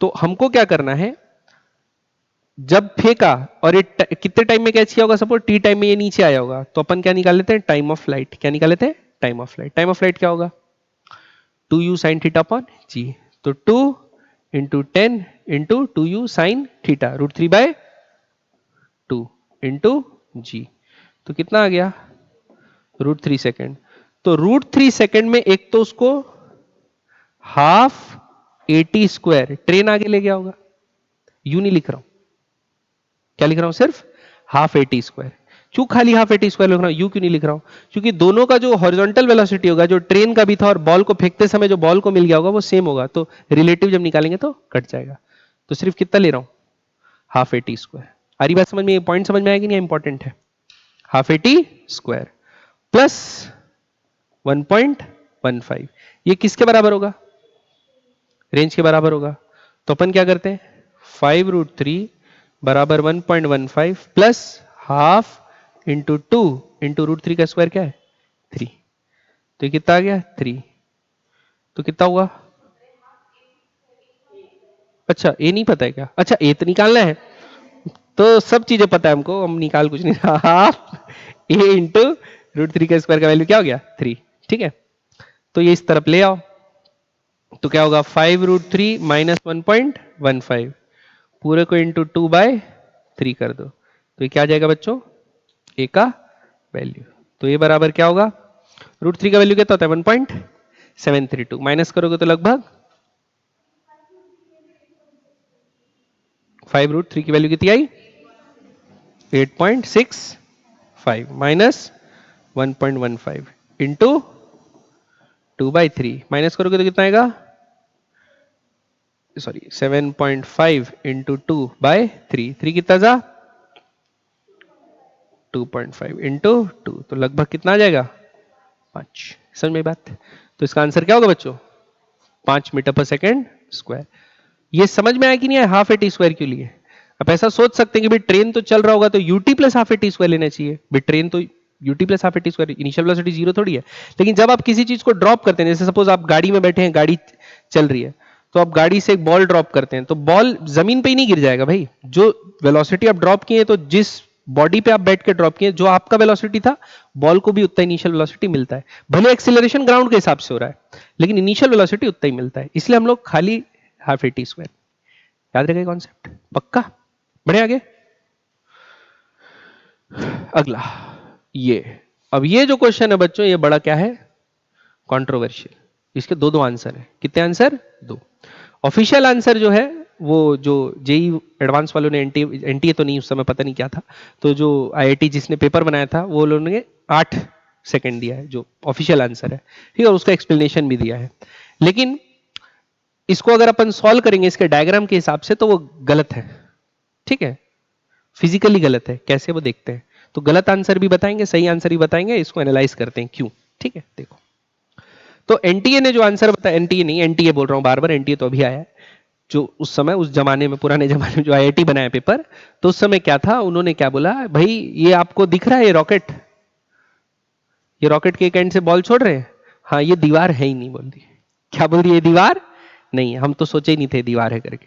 क्योंकि देखो, उन्होंने ऐसा सॉल्व किया, एक्सीलरेशन कितना है 2 मीटर पर सेकंड स्क्वायर, तो दोनों को सूडो एक्सीलरेशन किधर लगेगा? इधर और इधर। तो रिलेटिव सूडो एक्सीलरेशन क्या हो गया? कैंसिल हो गया। रिलेटिव सूडो एक्सीलरेशन क्या हो गया? कैंसिल। तो दोनों के बीच की रिलेटिव स्पीड कितनी है? 0.5। तो 0.5 डिस्टेंस इनको को, हाफ ए टी स्क्वायर तो है नहीं, तो 0.5 स्पीड से इनको कितना गैप कवर करना है? 4 मीटर। तो 0.5 बराबर क्या लिख सकते हो? 4 क्या स्पीड इंटू टाइम, तो t इंटू 0.5 बराबर 4, तो t का वैल्यू कितना आ गया? 8 सेकेंड। ये उनका ऑफिशियल आंसर था। फाइन, दोनों के लिए सेम है ना, तो रिलेटिव एक्सीलरेशन क्या हो गया? कैंसिल। रिलेटिव एक्सीलरेशन क्या हो गया? कैंसिल। और रिलेटिव एक्सीलरेशन कैंसिल हो गया, तो उसके बाद अपन ये कर दिए। ठीक। अब लेकिन बच्चों ने कैसे बनाया इसको? बच्चों को तो ये दीवार दिख रही है ना, बच्चों को क्या दिख रही है? दीवार दिख रही थी। तो भाई खाली इसकी बात करते हैं, इसको अपवर्ड फेंके, ऐसा मान लो, ऐसा अपवर्ड फेंके 0.3 से, और acceleration 2 metre per second square है। ठीक, तो ये जाएगा और वापस आ जाएगा, वापस दीवार से टकरा जाएगा ना। इन लोग एक्चुअली कब मीट करेंगे? ये इधर जाएगा और ये जाके वापस आ जाएगा, और इधर पीछे कहीं मीट करेंगे, इस हिसाब से 8 सेकंड के हिसाब से। क्योंकि 8 सेकंड से पहले ही ये वापस जमीन से टकरा जाएगा। टाइम ऑफ फ्लाइट निकाल सकते हैं। टाइम ऑफ फ्लाइट कैसे निकालते हैं? 2u sin थीटा अपॉन, तो 2u sin थीटा नहीं लेना है, या 2u/g लेना है। अभी sin थीटा क्यों लेंगे? या तो 0.3 है ना, तो कितना आएगा? 2 इंटू 0.3/10, तो कितना आ जा रहा है? 0.6 सॉरी 0.6 सेकेंड। आ रही बात समझ में? तो 0.06 सेकेंड में तो ये यहां आ जा रहा है वापस, तो ये तो यहां से फिर टकरा के रुक जाएगा ना। या चलो बाउंस भी हो गया, या क्या हो गया? बाउंस भी हो गया। अब बाउंस हो गया, यहां कलीजन हो रहा है, तो बाउंस होगा तो फिर ये बाउंस होते रहेगा क्या? या फिर कोफिशिएंट ऑफ रेस्टिट्यूशन अगर 0 है तो चिपक गया, सपोज यहां से गया और चिपक गया, तो इतने टाइम में ये कुछ डिस्टेंस आगे आया रहेगा, फिर ये तो रेस्ट पे आ गया, फिर रिलेटिव वेलोसिटी थोड़ी, फिर इसी 0.2 मीटर पर सेकंड से तो ये यहां तक पहुंच जाएगा। तो टाइम अलग आना चाहिए कि नहीं आना चाहिए? तो इस हिसाब से जो सॉल्व करे तो टाइम इतना आया, 1.9 सेकंड के पास आया, वो भी निकाल सकते हैं, 1.9 सेकंड के आसपास आया। ठीक, तो जो ऑफिशियल आंसर आईआईटी ने दिया है वो ये दिया है कि देखो ये वाली वॉल है ही नहीं, तो उन लोग ये बॉल यहां से जाके पीछे चले जा रही है और ये बॉल सीधे जा रही है और दोनों पीछे कहीं मीट कर रहे हैं। ठीक है, यानी ये एंडलेस है, ऐसा ही उन्होंने बोला। और उसके हिसाब से देखो स्यूडो एक्सीलरेशन दोनों को सेम लग रहा है, तो दोनों के बीच में रिलेटिव एक्सीलरेशन क्या है? 0। तो relative distance, relative speed add हो जाएगा दोनों अपोजिट डायरेक्शन में, तो डिस्टेंस बाय टाइम करके 8 सेकंड निकाल ली। समझ में आया? पक्का क्लियर है कि नहीं? बढ़े आगे। बाकी जो लोगों ने 1.9 निकाला उन्होंने क्या किया, उन्होंने माना कि ये बॉल यहां पर आके चिपक गई और वो टाइम कैलकुलेट कर लिया। ठीक, अब उतने टाइम तक ये आगे आ गया, उतने टाइम तक ये क्या आ गया, आगे आ गया। फिर बचा हुआ टाइम यहां से यहां तक जो बचा हुआ 4 माइनस डिस्टेंस करके वो निकाल लिए। ठीक है, तो उससे एक टाइम आया, तो उससे 1.9 सेकंड आ रहा है। क्लियर है?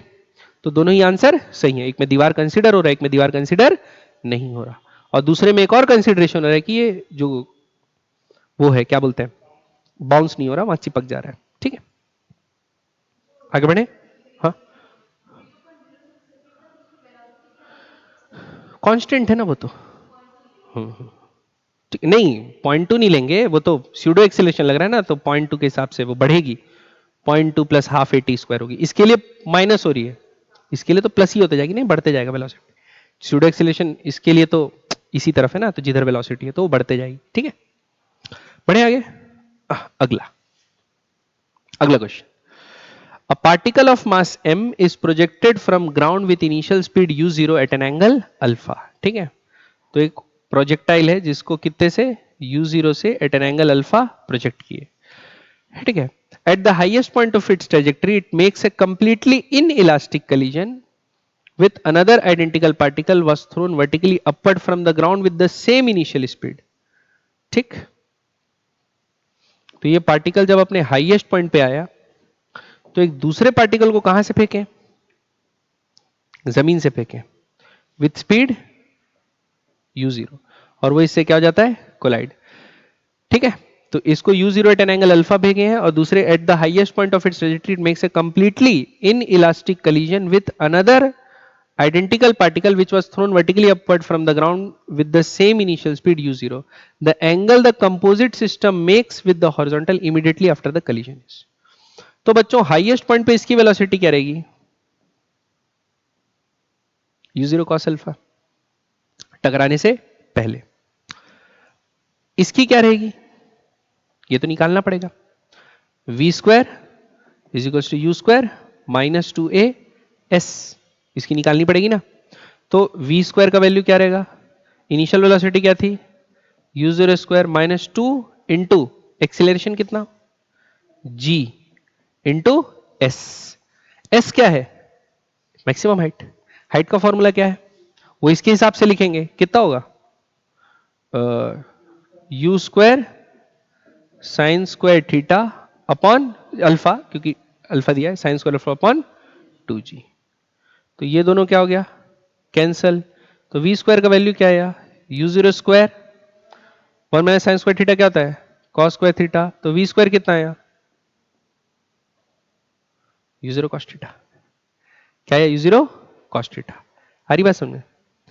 तो ये आ गई वेलोसिटी किसकी, इसकी। अब क्या लगाते हैं बच्चों, कंजर्वेशन ऑफ मोमेंटम। क्या लगाते हैं, कंजर्वेशन ऑफ मोमेंटम। ठीक, तो कंजर्वेशन ऑफ मोमेंटम लगाते हैं दोनों के कलीजन का, एक्स में और वाई में। तो पहले लिखते हैं फॉर एक्स एक्सिस। ठीक, तो ये पहला वाला पार्टिकल दोनों आइडेंटिकल है, दोनों का मास क्या लेना है, सेम, m का है u0 cos अल्फा। तो इनिशियल क्या होगा, m u0 cos अल्फा। दूसरे वाले का भाई वर्टिकल है u0 cos अल्फा, हॉरिजॉन्टल क्या है उसका 0। दोनों मास आपस में क्या गए, चिपक गए, तो मास क्या हो गया ऐड, और कॉमन वेलोसिटी क्या होगी एक्स डायरेक्शन में, vx डैश मान के चलो, m से m कैंसिल, तो vx डैश का वैल्यू क्या गया, u0/2 cos अल्फा। ठीक, अभी से बता दे रहा हूं 45 डिग्री लग रहा है आंसर आएगा। ठीक है, फिर y एक्सिस में क्या होगा, क्या लगाते हैं फॉर y एक्सिस। पहले वाले का y एक्सिस में वेलोसिटी हाईएस्ट पॉइंट पे 0 होता है, इसका कितना है अपवर्ड, कितना u0 cos थीटा, अभी निकाले तो क्या लिखेंगे m u0 cos थीटा, पहले वाले का तो क्या होगा 0, दोनों मास चिपक गए, 2m वेलोसिटी क्या हो जाएगी vy डैश, m से m कट गया, ये क्या गया u0 by 2 cos थीटा, क्या गया vy। तो कंपोजिट का x में और y में दोनों वेलोसिटी क्या है सेम, दोनों वेलोसिटी सेम, तो tan थीटा बराबर क्या होगा 1, तो थीटा बराबर क्या आएगा 45 डिग्री, क्योंकि vx vy क्या है सेम, tan थीटा बराबर vy by vx लेते हैं। ठीक, समझ में आया कि नहीं आया, पक्का, ऊपर से तो नहीं गया, बढ़े आगे, अगला क्वेश्चन, अरे बाप रे, देखो भाई, a small block is connected to one end of a massless spring of unstretched length 4.9 metre, बहुत बढ़िया, इसका अनस्ट्रेच लेंथ कितना है 4.9 मीटर, फिर the other end of the spring is fixed, ठीक है, the system lies on a horizontal frictionless surface, the block is stretched by 0.2 metre and released, तो ब्लॉक को क्या किए 0.2 मीटर छोड़ दिए, ठीक है, वो क्या करेगा simple harmonic motion with angular frequency कितना π/3, चलिए बढ़िया है, the simultaneous at t equal to 0 small pebble is projected with speed v at a point p, ठीक, और क्या बोला है shown in figure, point p is at a horizontal distance of 10 metre from o से कितना दूर है 10 metre, if the pebble hits the block at t is equals to 1 second, t is equals to 1 second, the value of v क्या होगा अपने को बताना है, ठीक, तो हमको तो ये देखना पड़ेगा 1 सेकेंड पे ब्लॉक कहां पर है, 1 सेकेंड पे ब्लॉक की पोजीशन, तो t इक्वल टू 0 पे स्ट्रेच करके छोड़े बच्चों, कितने पे छोड़े स्ट्रेच करके, अब देखो 4.9 मीटर थी, स्ट्रेच कर दिया 0.2 मीटर, तो कितना हो गया 5.1 मीटर हो गया, तो t इक्वल टू 0 पे वो अपने कहां पर है एक्सट्रीम पोजीशन पे, t इक्वल टू 0 पे कहां पे अपने एक्सट्रीम पोजीशन पे, तो क्या हम लोग उसका जो इक्वेशन है y बराबर a cos ओमेगा टी लिख सकते हैं, क्या लिख सकते हैं a cos omega T, amplitude कितना है जितना मीन पोजीशन से खींचते हैं 0.2, तो कितना आएगा 0.2 cos ओमेगा कितना π/3 दिया है, एंगुलर फ्रीक्वेंसी π/3, 1 सेकंड मतलब 1 डाल दिए, π/3 61/2, तो कितना आ गया 0.1, तो y बराबर कितना आ रहा है 0.1, प्लस आया पहली बार ना 1 सेकंड में, तो कितना आया 1.1, अब 0.1 आ गया बच्चों, तो ये अभी कहां है 5 मीटर पे, क्या पर है 5 मीटर पे, तो ये इससे कितना दूर है 5 मीटर दूर है, तो इसका रेंज कितना होना है हिट करने के लिए 5 मीटर होना है, तो आंसर आ गया बढ़िया 5 मीटर, नहीं सॉरी लिखना पड़ेगा, तो रेंज बराबर 5 मीटर आ रहा है, तो r बराबर u square sine 2 theta upon g, तो 5 बराबर u का वैल्यू तो ही निकालना है शायद ना, तो v इंटू साइन 2 थीटा कितना एंगल से फेंके 45, तो साइन 90 क्या होता है 1 अपॉन g का वैल्यू 10, तो v कितना होगा 50 मीटर पर सेकंड, स्क्वायर है तो क्या आएगा √50 मीटर पर सेकंड, ऑप्शन सिंपल है, तो इसमें बच्चों एसएचएम यूज हो रहा है प्लस, ठीक है, तो एसएचएम का तो इक्वेशन लिखना जानते हैं बच्चों, बस ध्यान याद देना t इक्वल टू 0 पे एक्सट्रीम पोजीशन पे ना कि मीन पे, तो साइन ओमेगा टी लेके सॉल्व करोगे तो गलत आएगा, क्लियर, तो मीन पोजीशन से डिस्प्लेसमेंट, ये पोजीशन बताता है डिस्प्लेसमेंट नहीं, क्या बताता है पोजीशन, डिस्प्लेसमेंट देखेंगे तो 0.2 से 0.1 है, माइनस 0.1 है, पोजीशन 0.1 है, y 0.1 मतलब प्लस 0.1 मतलब मीन से इधर आ गए, ठीक है, कुछ और टाइम लेते 3 सेकंड 4 सेकंड, पाई नेगेटिव भी आ सकता था पीछे भी हो सकता था, बढ़िया आगे, चलिए अगला, अगला क्वेश्चन बच्चों क्या बोला है, a bob of mass m is suspended by a massless string of length l, the horizontal velocity v at a position a is sufficient to make it reach a point b, यानी velocity sufficient है, velocity क्या है sufficient है कि B point पहुंच जाए, the angle theta at which the speed of the bob is half of that of A satisfy, क्या बोला है the angle theta at which the speed of the bob is half that of A, तो बच्चों देखो सबसे पहला तो अगर ये ए से बी पे पहुंच जाए तो कितनी वेलोसिटी देनी पड़ती है? वेलोसिटी वर्टिकल मोशन के लिए पढ़े हैं, अंडर रूट 5GL, ये देते हैं तभी पहुंचती है। ठीक, तो यहां पे जो वेलोसिटी होगी वो कितनी होगी? Root 5GL, root 5GL। ठीक है, L रेडियस हो गया। अब सपोज ये कहीं जा रहा है, किसी थीटा पे इसका क्या हो रहा है? जीरो हो रहा है, किसी थीटा पे जा रहा है जिसके वेलोसिटी क्या हो जा रहा है? हाफ। तो वेलोसिटी क्या हो जाएगी? हाफ mv/2 का होल स्क्वायर, ये होगी। और पोटेंशियल एनर्जी क्या हो गई? बढ़ गई कि नहीं बढ़ गई? तो अपन क्या लगा सकते हैं? कंजर्वेशन ऑफ मैकेनिकल एनर्जी लगाते हैं। तो लगाते हैं मैकेनिकल एनर्जी कंजर्वेशन, लगाते हैं। तो देखो इनिशियल एनर्जी क्या थी? हाफ m5GL, वी स्क्वायर करेंगे तो हट जाएगा ना, 5GL बराबर, ये एनर्जी किस किस में डिवाइड हो गई? एक तो वेलोसिटी हाफ हो गई, तो half m v square by 4 आएगा, v/2 का होल स्क्वायर क्या होता है? वी स्क्वायर बाय 4, तो क्या आएगा? 5GL/4 plus mgl 1 minus cos theta, ये समझते ना? अभी मैं डिराइव नहीं करवाऊंगा, तो अपन जानते हैं बच्चे लोग, नहीं जानते? जानते हैं ना? देखो ये था ऐसा, ये था, यहां पहुंच गया, कितना एंगल पहुंचा? थीटा। तो ये डिस्टेंस और ये डिस्टेंस, ये कितनी होगी? ये स्ट्रिंग की लेंथ क्या है? L, तो ये क्या होगा? L cos theta. तो अपन यहां पहुंच गए, तो ये टोटल कितना था? L, तो इतनी डिस्टेंस क्या आएगी? L minus L cos theta. तो पोटेंशियल एनर्जी उतनी चेंज हुई, तो क्या लिखेंगे? mgl 1 minus cos theta. समझ में आई बात? अब कटिंग पिटिंग कर देते हैं, m m m कट गई, gl gl gl, good luck. क्या बचाया? हाफ हाफ भी उड़ाएं क्या? नहीं उड़ाते, अच्छा नहीं लगेगा। उड़ाते हैं, मेरे को क्या, हाफ हाफ यहां क्या कर दिए? 2, तो बचा क्या बच्चों? 5 बराबर 5/4 प्लस 2 1 माइनस कॉस थीटा। अब ये 2 को 5/4 को कहां भेज देते हैं? इधर, तो क्या आएगा? 5 माइनस 5/4 होल डिवाइडेड बाय 2, ये आएगा 1 माइनस कॉस थीटा। तो 1 माइनस कॉस थीटा का वैल्यू कितना है? 5 चौक 20, 15/8। ठीक है, तो माइनस कॉस थीटा का वैल्यू क्या आएगा? 7/8। तो कॉस थीटा का वैल्यू कितना आएगा? -7/8। तो पहला बात, माइनस आ गया वैल्यू 1 से छोटा, मतलब 180 डिग्री से कम। माइनस आया मतलब क्वाड्रेंट कौन सा? तो π/2 से तो बड़ा होगा और पाई से छोटा। और 7/8 आया मतलब 3π/4 और पाई के बीच में। -7/8 मतलब लगभग 135 डिग्री के आसपास आ रहा होगा। कहां आ रहा होगा? 135 डिग्री के आसपास। क्लियर है? तो 3π/4 से पाई के बीच में। क्लियर है? समझ में आया? चलो बढ़े आगे। नहीं समझ में?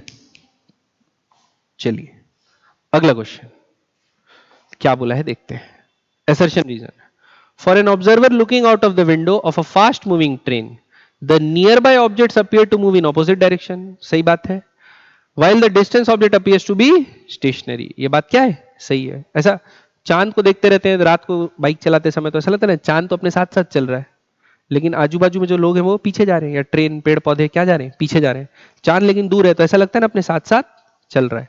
तो डिस्टेंस ऑब्जेक्ट लगता है अपने साथ चल रहा है, क्या स्टेशनरी है, हमारे रेस्पेक्ट में क्या है? रेस्ट पे। लेकिन पास वाला चीज उल्टे डायरेक्शन में जा रहा है। ठीक है, तो ये बात बोला है, तो ये तो ट्रू है। क्या है बच्चों? ट्रू। ठीक। दूसरा, if the observer and the object are moving with velocity v1 and v2 respectively with reference to a laboratory frame, the velocity of object with respect to the observer is v2 minus v1। ये बात भी क्या है? True है। ठीक, ये बात भी क्या है? ट्रू है ना? Velocity of 1 with respect to 2 क्या होगा? Sorry, velocity of 2 with respect to 1 v2 minus v1। पढ़े कि नहीं पढ़े? vab va माइनस vb, ये बात भी क्या है? ट्रू है। अब करेक्ट एक्सप्लेनेशन क्या है? तो देखो पहली जो लाइन है उसके लिए तो ये सही बैठता है। तो डिस्टेंस में ऑब्जेक्ट से क्या फर्क पड़ रहा है? डिस्टेंस में ऑब्जेक्ट है तो भी तो उसका वेलोसिटी उल्टा होना चाहिए ना, लेकिन वो तो स्टेशनरी दिख रहा है। तो दूसरा वो जो लाइन लिखा है सेकंड वाला, जो फार ऑफ ऑब्जेक्ट अपने को स्टेशनरी दिखते हैं, उसको एक्सप्लेन नहीं कर पा रहे, क्योंकि देखो क्या होता है, सपोज ये आप ऑब्जर्वर हो और जो दो चीजें, एक पास में और एक बहुत दूर में, हरी बात समझ में। अब आपकी जो वेलोसिटी होगी, आपकी जो वेलोसिटी होगी, वो वेलोसिटी आप इसमें माइनस कर देंगे। आपकी वेलोसिटी सपोज v फॉरवर्ड है, तो आप इसमें v माइनस कर देंगे, ये हुआ v, ये हुआ v, इतना ही होगा। क्लियर? अब आप, ये सपोज एक लाइन था, आप ये दोनों पॉइंट को जोड़ दो और आप ये दोनों पॉइंट को जोड़ दो, जोड़ दिए। तो आपकी आंखें क्या परसीव कर रही हैं, इसका एंगुलर डिस्प्लेसमेंट क्या है, ज्यादा, लेकिन इसका तो रेडियस बहुत बढ़ गया ना, आर्क तो उतना ही है, आर्क का लेंथ तो उतना ही रहेगा ना जितना वेलोसिटी का मैग्नीट्यूड है आपका। लेकिन क्योंकि आपसे डिस्टेंस बहुत ज्यादा है, तो एंगल जो सबटेंड कर रहा है वो क्या कर रहा है, बहुत छोटा। तो वो मूव कर रहा है लेकिन बहुत धीरे से, तो आपको नोटिस नहीं होगा, क्या होगा, नेग्लिजिबल। बात समझ में आएगी नहीं? ये थीटा जो सबटेंड कर रहा है क्या है, बहुत छोटा। तो इसका रीजन है अपना परसेप्शन, हमारे से रिलेटिव डिस्टेंस क्या है, ज्यादा। अब आपको पता है ना, एंगल जो सबटेंड करते हैं थीटा, वो क्या होता है, आर्क अपॉन रेडियस। अब यहां पर आर्क का लेंथ तो दोनों के लिए सेम लेंगे, क्योंकि आपकी जो वेलोसिटी होगी आप उसी को माइनस करके ऐड करेंगे, इधर उल्टा करके ऐड कर देते हैं वेलोसिटी वेक्टर रिलेटिव निकालने के लिए। इन लो रेस्ट पे थे ऐसा मान के चले, ठीक है। तो वेलोसिटी वेक्टर ऐड कर दिए, तो वो ये वाला आर्क का लेंथ दोनों के लिए क्या होगा, सेम, लेकिन रेडियस क्या है, इसके लिए ज्यादा, इसके लिए कम। और थीटा बराबर क्या होता है, आर्क अपॉन रेडियस। अब रेडियस ज्यादा तो थीटा कम, अब थीटा कम है तो उसका डिस्प्लेसमेंट आपको D theta, R D theta क्या दिखेगा, छोटा या नेग्लिजिबल। हरी बस समझ, पक्का क्लियर है कि नहीं है? तो करेक्ट एक्सप्लेनेशन नहीं है, तो इसका एक्सप्लेन क्या होगा, आंसर बी। दोनों ट्रू है लेकिन करेक्ट एक्सप्लेनेशन नहीं है। समझ में आया बात? बढ़े आगे बच्चों, अगला question. Next, a ball of mass 0.5 kg is attached to end of a string having length, इतना बढ़िया है, of ball is rotated on horizontal circular path। ये पेंडुलम वाला पढ़े बच्चों अपन, हॉरिजॉन्टल पेंडुलम, ठीक है। फिर the maximum tension the string can bear is इतना newton, the maximum possible value of angular velocity of the ball in radian per second निकालना है। मान के चलो ये ओमेगा से घूम रहा है, तो अगर मैं इस स्थिति में इसका फ्री बॉडी डायग्राम बनाऊं, तो टेंशन का लगेगा along द स्ट्रिंग, mg का लगेगा डाउनवर्ड। तो सपोज ये एंगल थीटा बना रहा है, तो ऊपर क्या होगा, टी कॉस थीटा, क्योंकि ये एंगल भी क्या हो जाएगा, थीटा, और ये क्या हो जाएगा, सॉरी ये क्या हो जाएगा, टी साइन थीटा। तो टी साइन थीटा क्या प्रोवाइड कर रहा है, टी साइन थीटा, ये क्या प्रोवाइड कर रहा है बच्चों, एंगुलर वेलोसिटी, जो कि क्या होगा, एम आर ओमेगा स्क्वायर, है ना। और टी कॉस थीटा क्या आप सवाल, एम जी, ठीक। टी साइन थीटा क्या प्रोवाइड कर रहा है, एम जी। तो अब हम लोग को स्ट्रिंग का लेंथ दे दिया है, बॉब का मास दे दिया है, स्ट्रिंग का लेंथ दे दिया है, बॉब का मास दे दिया है। थीटा एंगल क्या निकाल सकते हैं, निकाल सकते हैं, निकाल लेते हैं। इसको मिटाऊं, थोड़ा कचरा हो गया। तो कैसे निकालेंगे बताओ थीटा, है ना। हाँ, कॉस थीटा यहां करते हैं ये, तो यहां से क्या करते हैं, अच्छा एक काम करते हैं ना, एक बढ़िया चीज काम करते हैं, दोनों को स्क्वायर करके ऐड कर देते हैं, दोनों को स्क्वायर करके ऐड कर देते हैं, ठीक है, झंझट ही खत्म ना। या एक और काम कर सकते हैं, देखो ये एल है, ये थीटा है, तो ये कितना होगा, सॉरी एल साइन थीटा होगा। तो आर की जगह क्या लिख सकते हो, ये भी काम कर सकते हैं, ये ज्यादा अच्छा लग रहा है, ठीक है। तो एल साइन थीटा लिख सकते हो आर की जगह, तो लिख दो। तो यहां से क्या आएगा बच्चों, टी साइन थीटा बराबर एम, आर की जगह क्या लिखेंगे, l sine theta omega square है। साइन थीटा कट गई, ओमेगा स्क्वायर का वैल्यू क्या आया, T by m l. T कितना, 324, मास कितना, आधा किलो, और ये भी आधा किलो, आधा आधा पौना 1/4, तो 4 कहां चले जाएगा, ऊपर, 1/4, 4 ऊपर चले गया। तो ओमेगा का वैल्यू क्या आएगा, अंडर रूट 324 इंटू 4। 324 किसी का स्क्वायर होता है, 18 का होता है, 18 टू जा, बहुत जबरदस्त, रेडियन पर सेकेंड। ठीक है, क्लियर है बच्चों? भूख लगने लगी क्या? कितना देर हो गया रिकॉर्डिंग? 1 घंटा ही तो, 1.5 घंटा तो हुआ है। लास्ट लास्ट क्वेश्चन है, इसके बाद देखो आ गए, ये खत्म। चलिए कल बनाएंगे इसको, नहीं देखिए है ना अगला। Starting at t equal to 0 from origin with speed 1 metre per second, a particle follows a 2 dimensional trajectory in xy plane so that its coordinates are related by the equation y बराबर x square by 2। ये किसकी equation? Parabola. ठीक है, बना लेते हैं parabola. ठीक, क्योंकि टाइम बचा है, पूरा आधे घंटे का वीडियो बनाना है तो बनाते हैं। ठीक है, ये ऐसा, ये ऐसा। ठीक है, और क्या बना है? Parabolic path. तो ऐसे टाइप की होगी बच्चों, ऐसा होगा पैराबोला, अपवर्ड पैराबोला। ठीक है, हाफ एक्स स्क्वायर। अब क्या बोला है अपने को? The x y component of the acceleration denoted a x and y, then हमको क्या क्या निकालना है, इंप्लाई करना है। सबसे पहले तो हमको ये दे दिया y बराबर एक्स स्क्वायर बाय 2। तो हमको एक्सेलरेशन के बारे में पूछा है, तो एक्सेलरेशन निकाल लेते हैं बच्चों। ठीक है, क्या करते हैं इसको? डिफरेंशिएट। y का क्या होगा? dy 1/2 2x dx। dy by dt को क्या लिखेंगे? vy बराबर x vx, ये लिखेंगे। ये किसके बीच में रिलेशनशिप आ गया? वेलोसिटी। इसको याद रखना, वाइवा में आपसे पूछूंगा। अगला, अरे अलग कलर, हाँ ये। अब इसको एक बार क्या करते हैं और डिफरेंशिएट। वी वाई का क्या होगा? डायरेक्ट लिख दे रहा हूं बच्चों प्लीज, ए वाई। और ये दोनों डिफरेंशिएबल है तो क्या लगेगा? Product rule. First into differentiation of second करूंगा तो क्या आएगा? एक्स ए एक्स, और सेकंड इंटू फर्स्ट का डिफरेंशिएशन करूंगा तो क्या आएगा? वी एक्स का स्क्वायर, क्योंकि ये वी एक्स और एक्स का डीएक्स बाई डी टी, तो वी एक्स हो गया। ठीक है, तो क्या आ गया? वी एक्स का स्क्वायर। ठीक है, ये आ गया इक्वेशन नंबर 2। अब सबसे पहला बात, starting at t equal to 0 from origin, मतलब t इक्वल टू 0 में कहा है? ओरिजिन पे 0,0 है। और क्या बोला है? Speed 1 metre per second. Speed मतलब 1। अब ये बताओ, स्पीड 1 दे दिया है, तो अभी जो पैराबोला बनता है एक्स एक्सिस को जस्ट टच करके ऊपर जाता है, तो टेंजेंट जो बनेगा यहां पर कैसा बनेगा? आप लोग अभी टेंजेंट्स एंड ये सब नॉर्मल पढ़े हो कि नहीं मैथ्स में? ऐसे ही बनेगा ओरिजिन पे। ठीक, जो जिस पॉइंट पे फ्लक्चुएट हो रहा है उसी पॉइंट पे बनेगा। तो ये 1 मीटर पर सेकेंड आ गया। तो अपन ये बोल सकते हैं ना कि t इक्वल टू 0 पे vx 1 मीटर पर सेकेंड है और vy क्या है? बोल सकते हैं, बोल सकते हैं, बोल दिए। ठीक है, अब प्रिडिक्ट करते हैं जो जो बोला है। पहला, ax बराबर 1 metre per second square implies that when the particle is at origin, when the particle is at origin, ay बराबर 1 मीटर पर सेकेंड। ठीक, तो पार्टिकल जब ओरिजिन पे है, ओरिजिन पे क्या है? बहुत बढ़िया।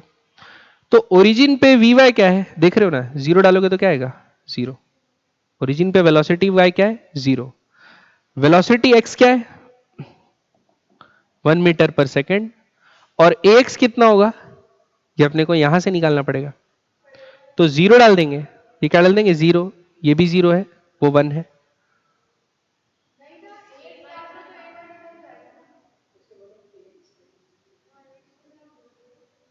एक मिनट रुक जाओ ना। ax बराबर 1 मीटर पर सेकेंड स्क्वायर है, इंप्लाइज मतलब ये अगर 1 है, ये अगर 1 है तो ay का वैल्यू क्या आ जाएगा? x प्लस, अरे vx square, x plus vx square, ये आ जाएगा अगर क्या है? x का वैल्यू 1 है। Implies that when particle is at origin ay बराबर 1। तो बच्चों ओरिजिन मतलब तो ax का वैल्यू कुछ भी रहे तो ओरिजिन पे रहेगा तो vx का वैल्यू 1 ही होगा। ओरिजिन पे है तो ay का वैल्यू तो हमेशा ही 1 रहेगा। भाई जरूरी है कि x का वैल्यू 5 हो तो भी कोई फर्क नहीं पड़ता, क्योंकि x इंटू 5 भी क्या हो जाता है? 0। 0 इंटू 5 भी 0 हो जाएगा। तो ये बात क्या है? गलत। ये बात क्या है? गलत। ये गलत क्यों है? ax 1 मीटर पर second square implies that when the particle is at origin ay बराबर 1 मीटर पर सेकंड स्क्वायर, ऐसा बोला है। तो पार्टिकल अगर ओरिजिन है तो ax का वैल्यू 1 हो, ये जरूरी नहीं है, ax का वैल्यू कुछ भी हो। एक्स का वैल्यू कुछ भी हो ना, 1 हो तो ही होगा, ऐसा है क्या? ए का वैल्यू 5 होगा तो ये इंप्लाई नहीं होगा क्या? ए का वैल्यू 10 होगा तो इंप्लाई नहीं होगा क्या? तो फिर ये बात गलत इंप्लाई कर रहा है ना कि 1 होने से ही ऐसा होगा। तो ये बात क्या है? समझ में आ रहा है कि नहीं आ रहा है? ऊपर से जा रहा है पक्का? दूसरा तो ऐसा नहीं कि हाँ हाँ 1 आया वेरी गुड मजा आ गया। ये भी तो देखो, एक्स का वैल्यू 0 डाल दोगे, एक्स का वैल्यू 0 डालेगा तो एक्स का वैल्यू कुछ भी रहे, ए वाई का वैल्यू क्या आएगा? वी एक्स स्क्वायर, और ओरिजिन पे वी एक्स का वैल्यू 1 ही है, तो ए एक्स पे फर्क ही नहीं पड़ रहा, ए एक्स पे डिपेंड ही नहीं कर रहा, ओरिजिन पे अगर है तो ए एक्स पे डिपेंड कर ही नहीं रहा। दूसरा ए एक्स बराबर 0, अब बोला है ए एक्स बराबर 0 तो एक्स का वैल्यू 0 डाल देते हैं, तो ए वाई बराबर क्या आ गया? V x square. क्या गया? V x square. अब एक्स 0 है मतलब एक्स एक्सिस में पहले इनिशियल वेलोसिटी 1 मीटर पर सेकंड है, तो किसी भी टाइम पे क्या रहेगी? 1 मीटर पर सेकंड ही रहेगी, वो चेंज होगी क्या? नहीं होगी। तो वी एक्स तो 1 ही रहेगा हमेशा, तो ए वाई भी हमेशा क्या रहेगा? 1। तो 1 मीटर पर सेकंड एट ऑल टाइम्स, सही है। ये समझ में आया? पक्का? तीसरा, at t equal to 0 the particle's velocity points in the x direction. बहुत बढ़िया, ये भी बात क्या है? सही है। एक्स बराबर 0, तो एक्स बराबर 0 से क्या इंप्लाई होता है? ए वाई बराबर v x square implies that at t equal to 1 second angle between the particle is velocity is x axis is 45 degree. तो देखो t equal to 1 सेकंड पे देखो ax तो 0 हो गया, तो जो इनिशियल वेलोसिटी थी वही 1 सेकंड बाद भी ax में क्या रहेगी वेलोसिटी? 1 मीटर पर सेकंड। अब 1 सेकंड बाद y में कितनी वेलोसिटी है वो निकाल लेते हैं। तो ax अगर बच्चों 0 है तो ये इंप्लाई होता है ना कि ay भी आपका कांस्टेंट है, कितना? 1 मीटर पर सेकंड स्क्वायर। ये इंप्लाई हो रहा है ना, ए वाई भी आपका क्या है? कांस्टेंट है। तो अपन क्या लिख सकते हैं? इनिशियल वर्टिकल वेलोसिटी तो क्या था? 0 बराबर, यानी इनिशियल 0 था तो 0 प्लस ए इंटू टी, तो 1 इंटू 1, तो वी वाई क्या होगी? 1 मीटर पर सेकंड। 1 सेकंड बाद वी वाई कितनी होगी? 1 मीटर पर सेकंड। तो ये भी 1 ये भी 1, तो एंगल, तो ये बात क्या है? समझ में आ रही बात? पक्का? तो डी भी सही है। तो इसको A B C D E F G मत कर देना, ए क्या है? गलत है। ए क्या है? गलत। सही क्या है? B C D. ए क्यों गलत है? क्योंकि एक्स बराबर 1 में इंप्लाई कर रहा है, एक्स बराबर 1 होने से ये इंप्लाई हो रहा है बोला है, तो एक्स का वैल्यू कुछ भी रहे तो यही इंप्लाई हो, for any value of x implies that when particle is at origin a y बराबर। क्लियर बात? पक्का? अरे तो ये मीनिंग में खेला है थोड़ा सा, और कुछ ऐसा नहीं, ठीक है? तो यहां पर पार्शियली इनकरेक्ट हो जाएगा अपना आंसर। समझ में आया कि नहीं है? तो ये क्या हो गया? खत्म बात। तो ये था आप लोगों का क्या बच्चों? काइनेमेटिक्स। अच्छा, कुछ कुछ काइनेमेटिक्स के सवाल बचे हुए हैं, लेकिन उसमें क्या है, दूसरे कॉन्सेप्ट यूज हो रहे हैं, तो उस चैप्टर में बचाएंगे। नहीं ऐसा कई क्वेश्चन में ऐसा लगते रहेगा कि अभी ये वाला क्वेश्चन छूट गया है, तो जैसे रोटेशन में कई क्वेश्चन कराएंगे, तो इसलिए एक कई टॉपिक अगर मैं ऐसा लगा कि इस टॉपिक के अंदर ये क्वेश्चन नहीं है तो चिंता मत करना, वो अगले टॉपिक में आ जाएगा, यानी अगला जब टॉपिक पढ़ेंगे तो ऐसा पूरा जितने भी टोटल एडवांस से क्वेश्चन है सब कवर होंगे, ठीक है? ओके।